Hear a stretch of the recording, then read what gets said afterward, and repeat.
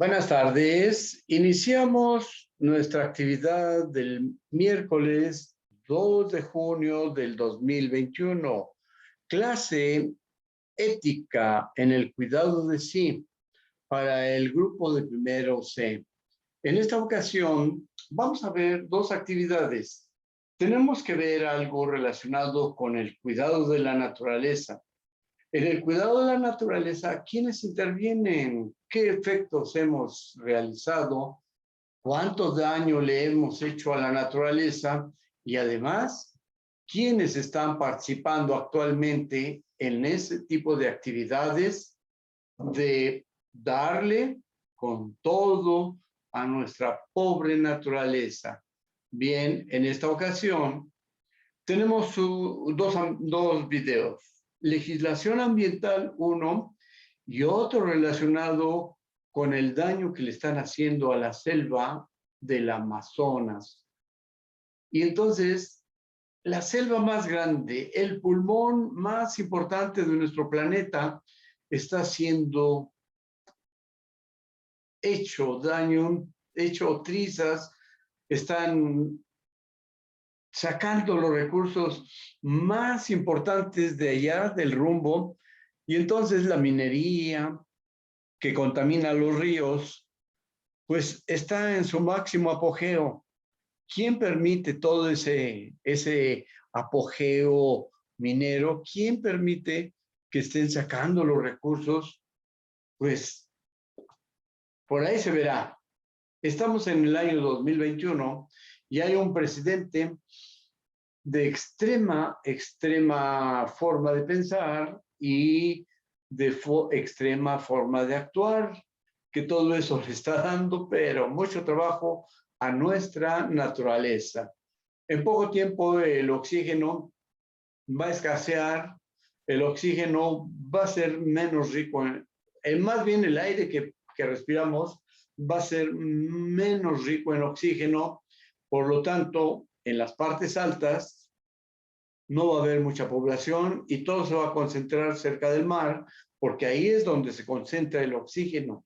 Y entonces, en las ciudades altas, como La Paz en Bolivia, Toluca en la Ciudad de México, en el país México, que están arriba de los 2.300, 2.400 metros sobre el nivel del mar, pues va a haber una escasez de oxígeno terrible y entonces la población tiene que migrar. Por lo tanto, el daño que le están haciendo a la naturaleza, pues es un daño reversible ahorita. Pero ¿quién quiere hacerlo reversible? Bueno, pues hay algunas políticas que se están aplicando, el de Sembrando Vida en el sureste de México, Guatemala, El Salvador y otros países. Por lo tanto, en esos países, como que están promoviendo regresar la naturaleza a su estado no tan de, ¿cómo se puede decir? Amenazado, pero en Centroamérica, en Sudamérica, en la parte esta que le corresponde a Brasil, le están dando duro a la selva, a los bosques, a la minería, todo. Están erosionando la tierra. Bien, pues vamos a ver un video relacionado con la legislación ambiental. ¿Qué es la legislación ambiental? Pues vamos a poner el sonido en su máximo y vamos a darle todo para que no tenga problemas. El compañero León Cervantes está integrándose. León Cervantes, buenas tardes. Buenas tardes, León. Vamos a ver dos videos relacionados con el daño que le están haciendo a la naturaleza, por una parte, y por otro lado, ¿qué es la legislación ambiental?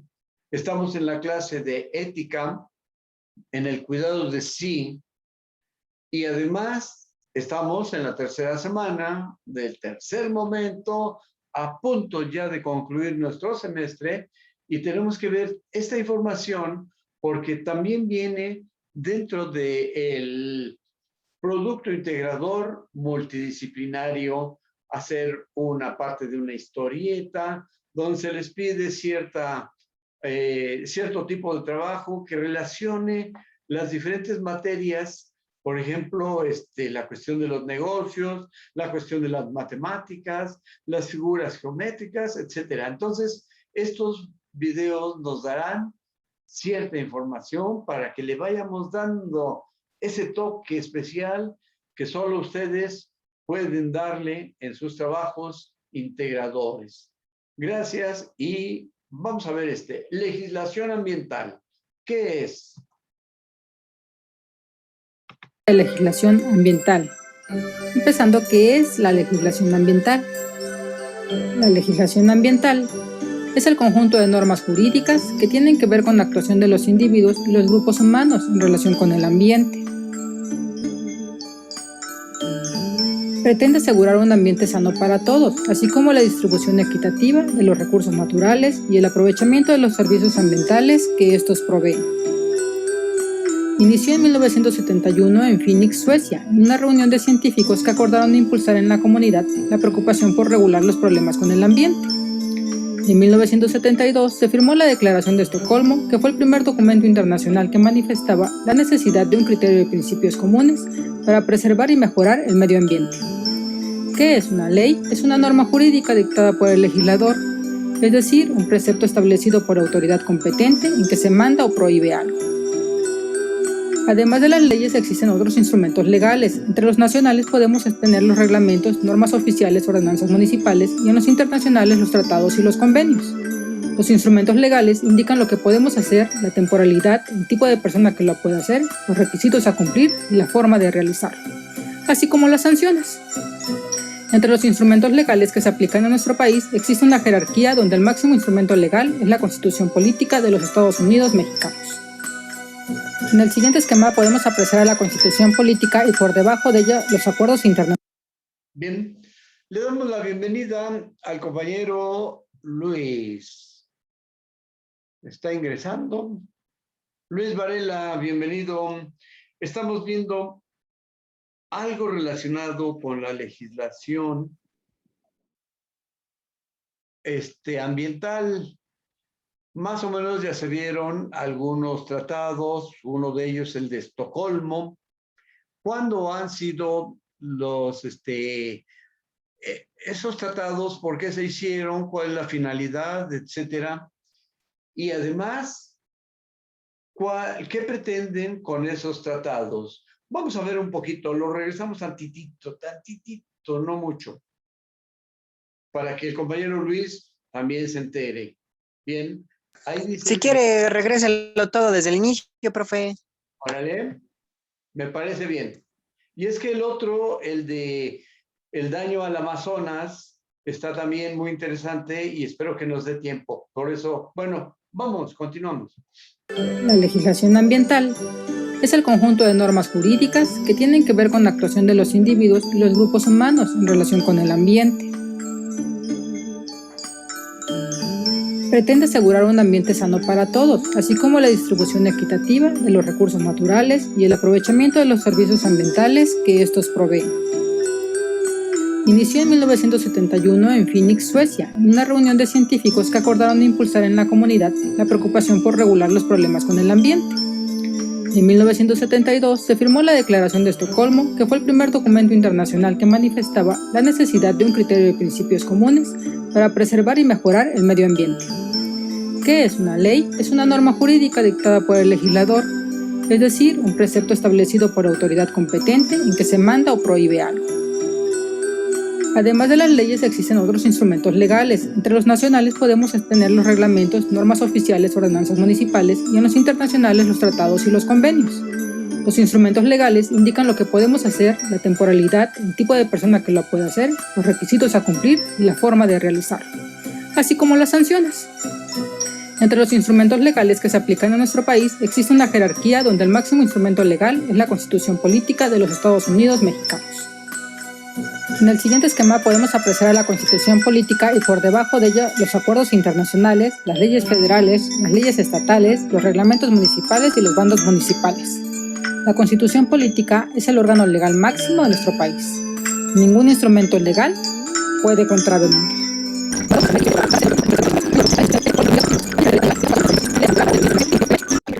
En algunos estados de nuestra república, pues han sido privatizados.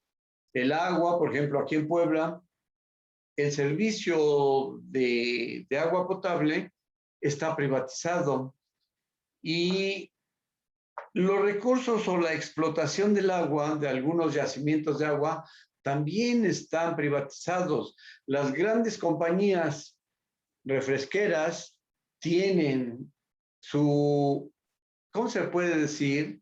Su reglamento y su concesión de aprovechamiento de agua.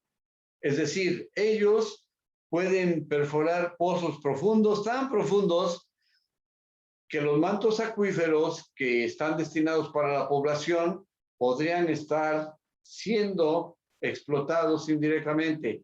El pozo profundo llega, por ejemplo, aquí a mi mano que estoy moviendo, pero el pozo que está proveyendo de agua para la población general está aquí.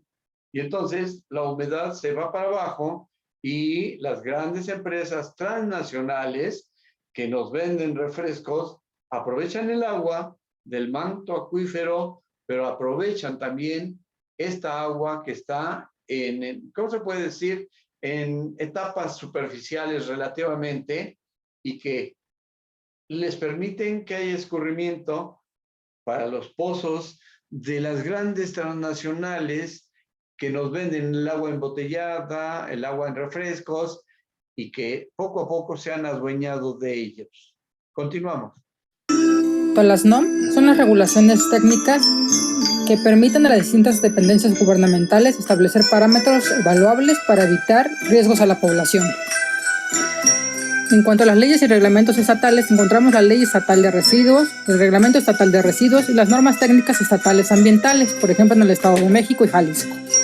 En cuanto a los reglamentos y bandos municipales, está el Reglamento Municipal de Limpia, el Reglamento Municipal de Protección al Ambiente y el bando municipal. Ahí, por ejemplo, están hablando de estos reglamentos, pero hay lugares en la República Mexicana donde por cuestiones muy, pero muy raras, la gente está padeciendo de cáncer en la piel, cáncer en algunas partes internas y además están naciendo personas, niños, están naciendo niños con malformaciones genéticas. ¿Y a qué se debe eso? Pues no se sabe, entre comillas, ¿no? En los gobiernos que han sucedido desde hace 80 años para el actual, pues está habiendo situaciones muy raras. Por un lado, el aprovechamiento de los yacimientos minerales, por ejemplo, para el oro, la plata, rascan, sacan la tierra, la muelen, etcétera, y al molerla también tienen que lavarla, esa tierra. Y al lavarla, lo que hacen es aplicarles un cierto tipo de elemento que hace que se separe el mineral de la tierra y esa separación permite aprovechar los minerales como el oro, la plata y otros. ¿Y cuál es ese elemento? Es el cianuro. El cianuro que contamina el agua, por decirlo así, que se está lavando toda la tierra, aparentemente es resguardada en algunos depósitos y, entre comillas, tiene que ser tratada químicamente para que no llegue a los mantos acuíferos o a los ríos. Pero resulta que ese detalle no está bien regulado y en algunas partes cercanas a donde hay yacimientos minerales, etcétera, la gente está padeciendo la cuestión de cáncer en diferentes partes, malformaciones, nacimientos de personas sin brazos, sin manos, etcétera. Y todo eso por orden de quién sabe quién y por negligencia de quién sabe cuál, ¿no? pero entre comillas hay reglamentos. Continuamos. La legislación ambiental es la más clara manifestación de conciencia ambiental que pueda tener una comunidad nacional frente a la problemática ambiental que le acecha. A través de decretos, acuerdos y leyes, los ciudadanos del mundo hemos podido no solo sembrar conciencia ambiental a todos los hombres, sino exigir una responsabilidad ambiental.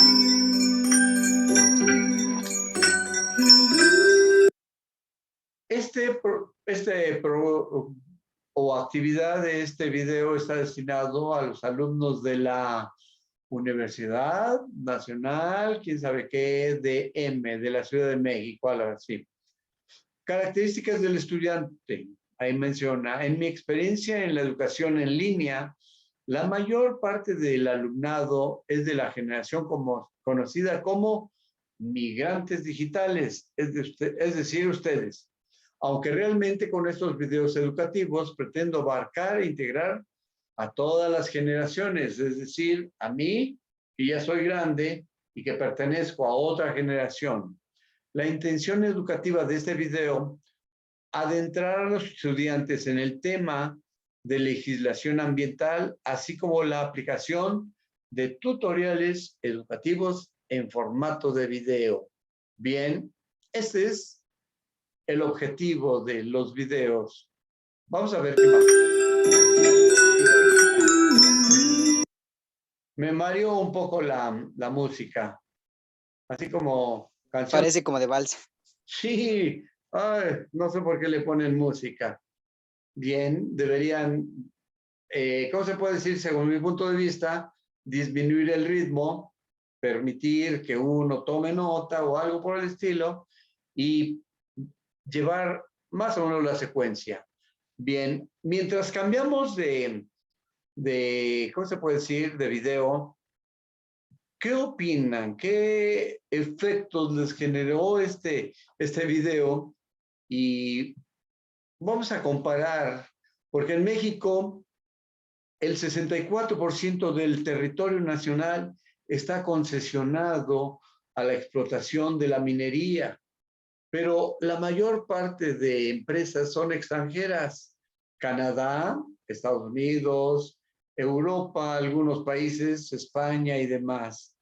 Y además pretenden abarcar su influencia de minería a lugares que están considerados como lugares intocables. Por ejemplo, en San Luis Potosí hay un lugar que se llama, se me fue el nombre, pero cerca de Real de 14 hay un lugar sagrado para la cultura de los huicholes. Ahí ellos van y cada año hacen una peregrinación, traen hacia sus lugares de origen un tipo de, ¿cómo le llaman? Como si fuera una biznaga, como si fuera un cactus, como de este tamaño, y ese lo utilizan en sus rituales de curación, rituales de sanación del espíritu, etcétera, llamado peyote. Y quien va y quien toma eso es el maracame. El maracame es algo así como el curandero, chamán o alguien que es el guía, ¿sí? Y entonces, a ese lugar, ahorita se me fue el nombre, pero tiene un nombre bonito, el lugar sagrado de los huicholes. Y entonces, ¿qué sabemos de eso? Pues no sabemos mucho. Bien, vamos a darle paso a este video, que es algo así como el Amazonas amenazado. Y van a ver unas escenas que están terribles, terribles. Entonces, vamos a ver, sonido estéreo y hacemos grande la imagen. Y Amazonas es el pulmón más importante de nuestro mundo, el pulmón que está siendo dañado como si fuera el COVID-19 y que poco a poco se van a acabar. mientras dure este gobierno de este señor Bolsonaro, porque están abriendo las concesiones a cualquiera que llegue con un poquito de lana y muchas ganas de maltratar el paisaje, la selva y el mundo. Continuamos.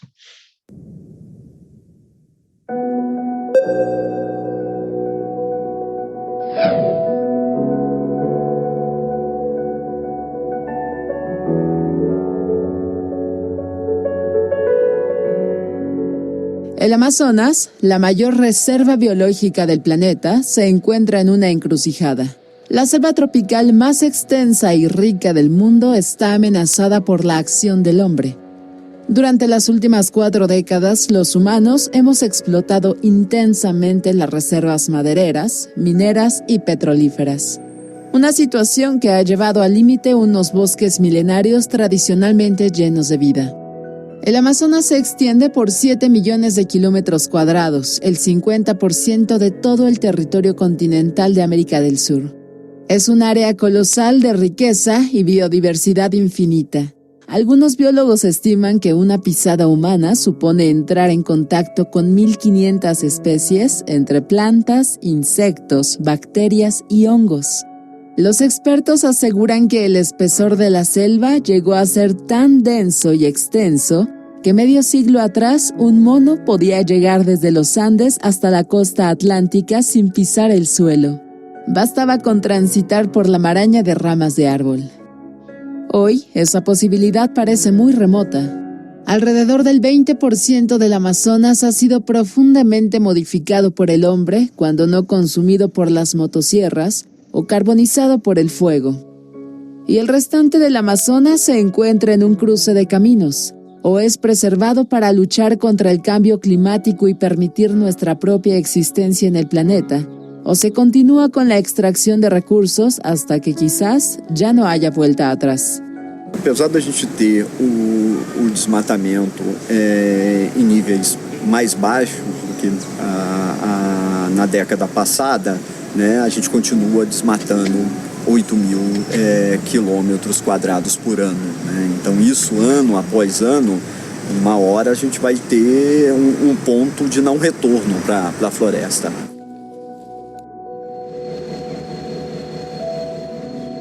Pero más allá de las cifras y las predicciones, ¿cómo son las cosas sobre el terreno? ¿Qué está sucediendo en el pulmón del planeta? ¿Quién sufre y quién se beneficia? Para entenderlo, viajamos al norte de Brasil, al estado de Maranhão.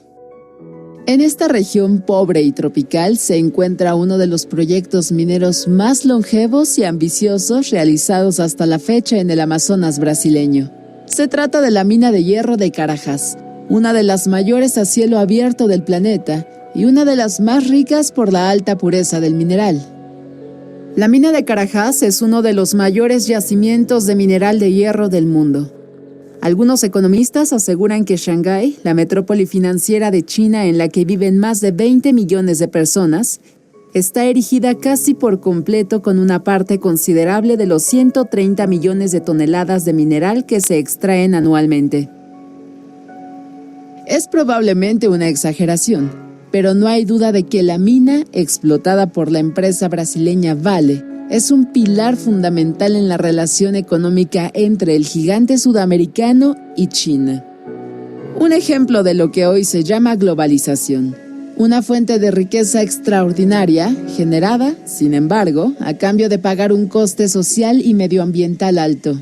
Brasil é hoje player importante no fornecimento de ferro-gusa, ao custo de, né, que é a questão. Basta observar desde lo alto del cráter de la mina. El paisaje que se observa es casi lunar. Kilométricos socavones son diariamente cavados por la maquinaria en un afán por perforar el corazón de esta tierra rojiza. Los restos de vegetación han sido erradicados para permitir el paso de los enormes tractores de más de 10 metros de altura que transportan el mineral.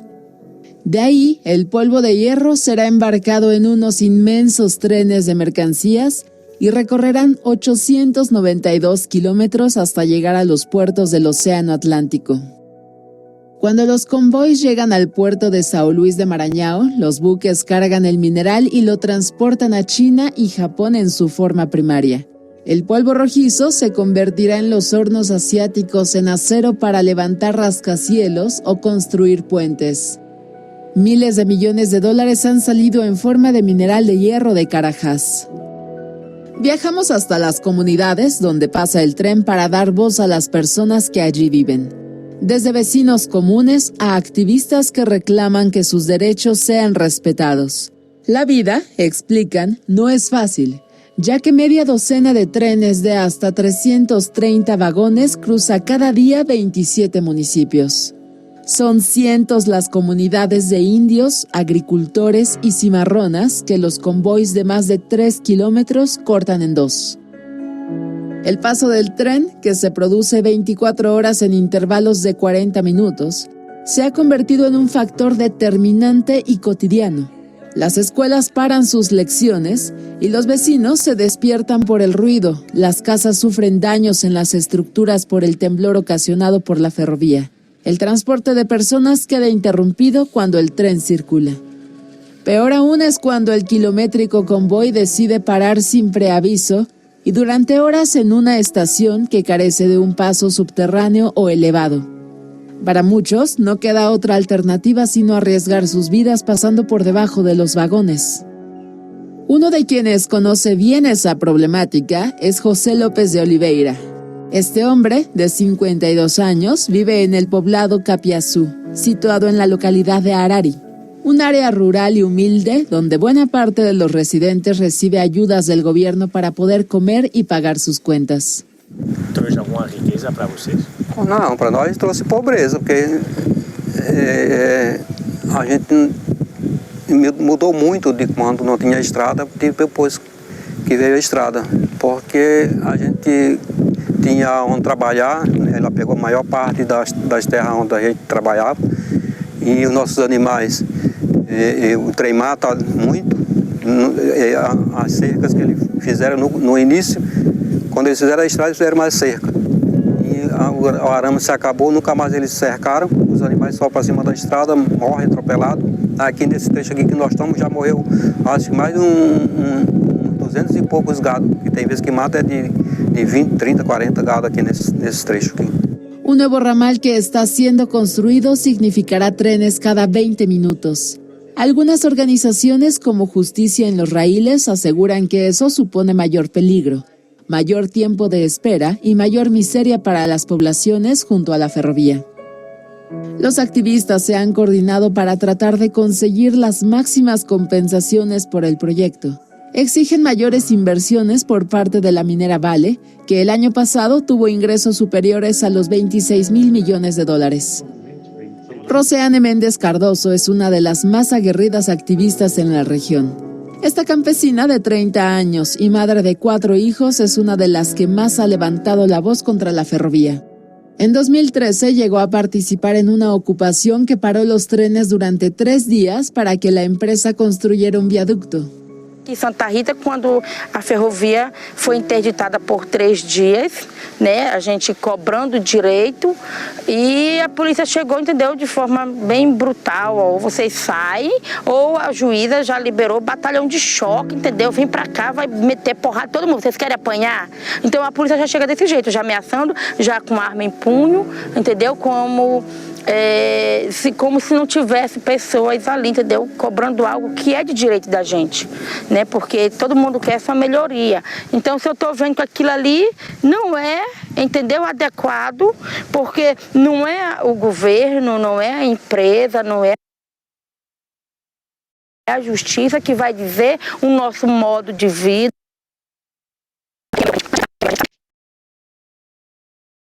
¿Cómo ven? ¿Cómo ven este asunto?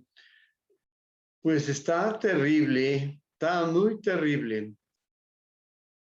Explotan la tierra que no les pertenece, pero que por un decreto del gobierno federal se lo dan a alguien y a partir de ahí la riqueza es explotada y no compartida.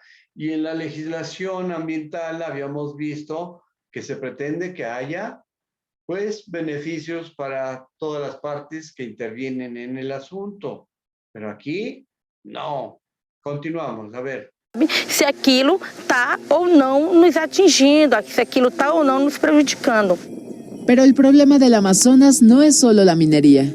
Actualmente, el principal motor de la deforestación es, por paradójico que parezca, la producción de ganado. En Brasil, cada año en torno a 8.000 kilómetros cuadrados de bosque es deforestado y quemado. Y en su mayoría, esa extensión es utilizada para colocar vacas cuya carne es posteriormente consumida en las grandes ciudades de Brasil y del mundo. Una dinámica que preocupa a muchos, pero sobre todo a los guardianes de la selva, los indios. Las comunidades tradicionales que viven en el Amazonas desde mucho antes de los colonizadores europeos perciben la ganadería, la plantación de monocultivos y los megaproyectos como incompatible con la conservación. Por eso han decidido movilizarse y defender sus tierras. Para saber qué están haciendo, viajamos hasta la tierra indígena Pindaré, una reserva de 15.000 hectáreas homologada por el gobierno brasileño. Los Guajajaras son uno de los grupos étnicos más numerosos del país, con una población censada en 27.000 personas. Su primer contacto con los colonizadores se remonta a inicios del siglo XVII. Viven de la pesca, la caza y la agricultura, una forma de vida que consideran intrínsecamente vinculada a su territorio, donde cada vez se sienten más amenazados. Muchos invasores queman el bosque para abrir nuevas áreas para la agricultura de subsistencia o para la ganadería, una dinámica que asusta a los indios, quienes han creado sus propios grupos de vigilancia. Ante esa situación, los guajajaras dejan las flechas y sacan sus celulares para registrar lo que consideran una ilegalidad. Es la batalla de la información en las redes sociales. Isso é muito ruim pra gente, mas a gente está criando novos meios aí para se manifestar a respeito, tirando fotografias, gravando vídeos, e isso é mais uma arma pra gente. É porque aqui foi onde eu me criei, cresci, nasci, e tem uma tradição aqui, que a minha cultura eu respeito bastante. E não faria sentido nenhum largar minha terra para ir para outro local onde eu não conseguiria me adaptar. E aqui é a minha vida, a área aqui. Eu vivo aqui e pretendo ficar aqui até morrer, e meus filhos também, poder ficar aqui para poder usufruir dessa terra também. Por isso que a nossa luta é tão grande para defender ela. Las generaciones más veteranas no son tan optimistas. El ex cacique João da Silva no reprime el futuro. O que nós pensa é o que nossos pais pensavam antigamente também. Considerar el Amazonas un lugar inhóspito para explotar sus recursos, decenas de ciudades se han creado. La esperanza de hacer fortuna con los recursos del Amazonas ha traído a cientos de miles de inmigrantes. Unos núcleos urbanos que han crecido de forma desordenada a orillas del río Amazonas y sus afluentes. Para entender una de esas problemáticas, nos desplazamos hasta Azailandia.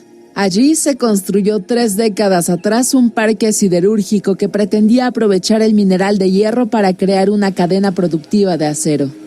Cientos de empleos fueron creados y la economía de Azailandia creció hasta ser una de las más importantes y prósperas del estado de Maranhão. Pero esa riqueza ha causado también afectados. El complejo siderúrgico, muy contaminante, fue construido sin tener en cuenta que a pocos metros había sido erigido años atrás un barrio de 350 familias. Una comunidad que desde 1987 está obligada a convivir, textualmente puerta con puerta, con la contaminación ambiental y del agua.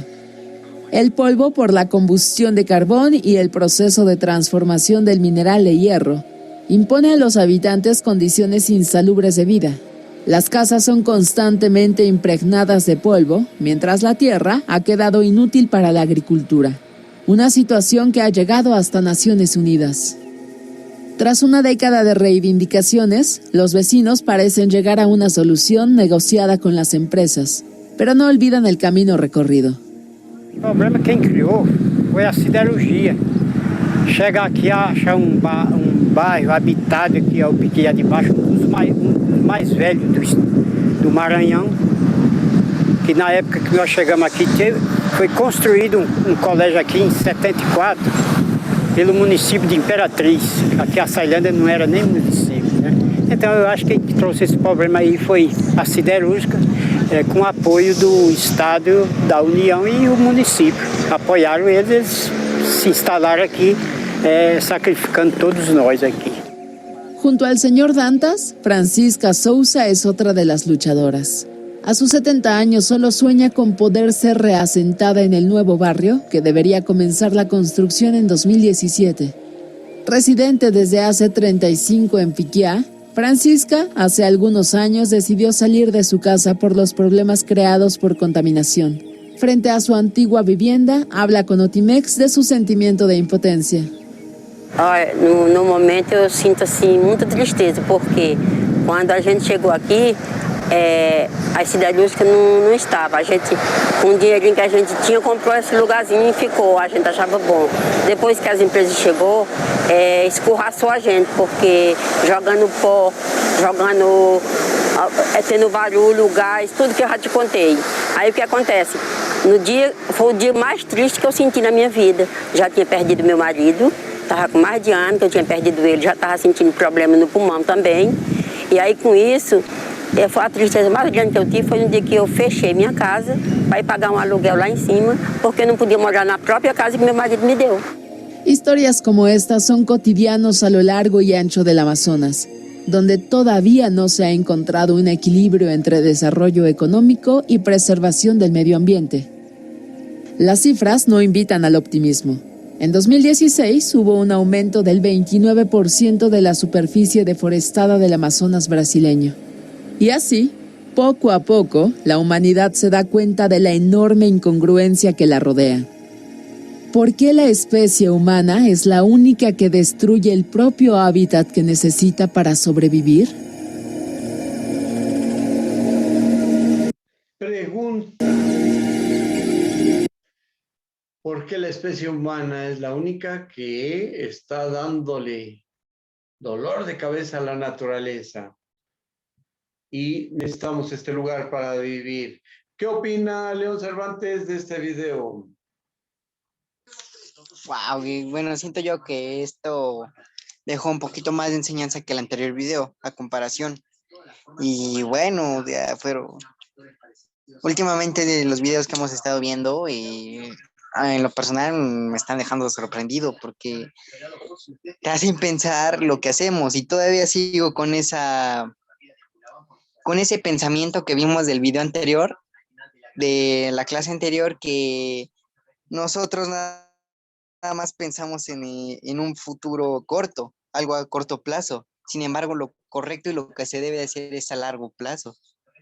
Y con eso se me ocurrieron muchas ideas de cómo podría solucionar tanto como en mi vida personal, en lo familiar y también en lo académico. Y ahí también estuve desarrollando ideas y viendo qué estaba pasando dentro de mi vida y en la escuela. Sí, en estos días, desde el 29 de mayo, que fue sábado, adelante de Cholula, rumbo a Huejotzingo, está habiendo el fenómeno de un socavón. El 29 de mayo medía 5 metros. Antier o ayer ya medía casi 100 metros de diámetro y se estaba hundiendo, más o menos estaba tragándose la tierra. El socavón va creciendo poco a poco. Ahí donde son tierras de cultivo, imagínate, ¿por qué está apareciendo un socavón?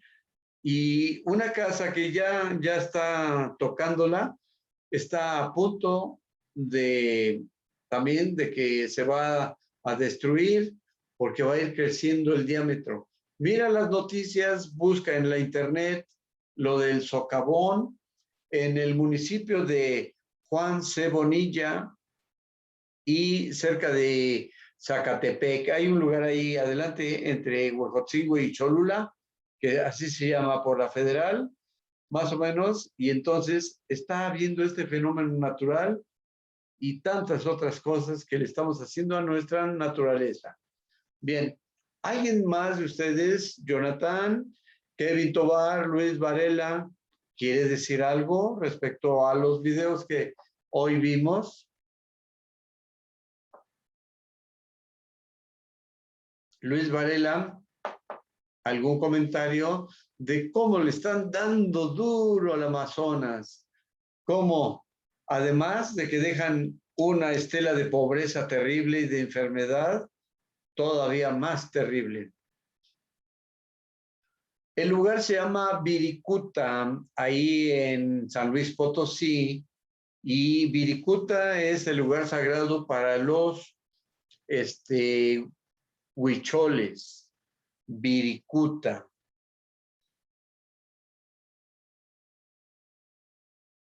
Bueno, no hay ningún comentario. Gracias, León Cervantes, por tus palabras y tus comentarios. Jóvenes, si gustan, nos retiramos y pues nos damos a la tarea de que, esperando que todo esto les sirva para sus actividades del Producto Integrador Multidisciplinario en la historieta que ustedes deben hacer en ética está marcada como algo relacionado con la naturaleza. Por ejemplo, ahí, cómo se ven las plataformas del cielo, o más bien de la mina a cielo abierta, en la explotación del mineral de hierro. ¿Por qué no ponen, en lugar de generar grandes núcleos de pobreza, ahí mismo o cerca de ahí, a unos kilómetros, poner unas empresas siderúrgicas que de alguna manera también pues, se van a llevar el mineral a otras partes del mundo, pero que ahí quede también para darle empleo a los nativos o a las personas que viven ahí y que pues no están recibiendo ningún beneficio y que por otro lado están abriendo nuevos espacios para crianza de ganado y que le están dando todavía más trabajo a la deforestación. Y entonces se está perdiendo vegetación, bosque, selva y todo el asunto de ese lugar riquísimo. En 1 kilómetro cuadrado está demostrado que ofrece más elementos para darle de comer a la humanidad que en este tipo de explotación minera, ganadera o cualquier otra en donde le están dando en la torre a la naturaleza. Bien, si no hay más que decir, pues nos estamos retirando, nos quedan 3 minutos y si gustan, ya nos... Diga. León. Nada, que nos vemos. Órale, hasta luego. Nos vemos, Jonathan, López, Luis Varela. Nos estamos viendo. O si gustan comentar algo, no gustan comentar nada. Hasta luego. Bueno, pues entonces nos retiramos. Luis Varela, hasta luego. Nos retiramos. ¿O algún comentario quieres dar? ¿Todavía estás? Luis Varela. Joven Luis Varela.